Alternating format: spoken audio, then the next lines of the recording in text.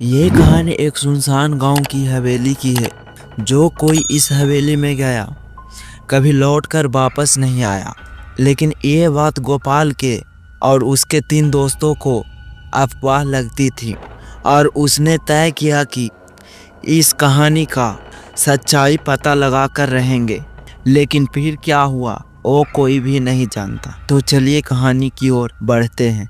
Rocky, Arvind, पूजा और गोपाल चारों दोस्त टॉर्च लेकर उस हवेली के दरवाजे पर पहुंचे।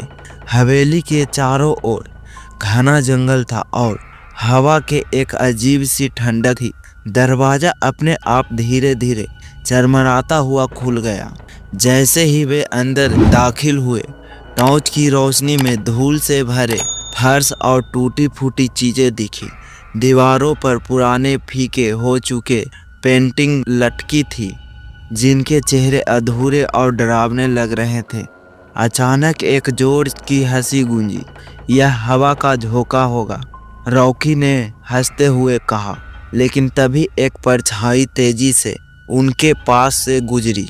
यह किसकी परछाई थी? पूजा घबराकर बोली। गोपाल ने हिम्मत दिखाते हुए कहा, शायद हमें ऊपर जाना चाहिए। वे जब सीढ़ियां चढ़ने लगे तो लड़की की सीढ़ियां चरमराने लगी, जैसे किसी पैरों के भार से टूटने वाली हो।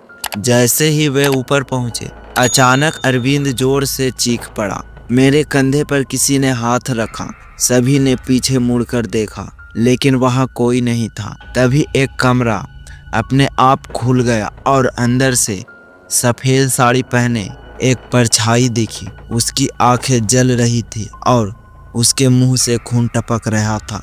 जल्दी ही भागो यहाँ से, गोपाल ने चिल्लाते हुए दौड़ना शुरू किया।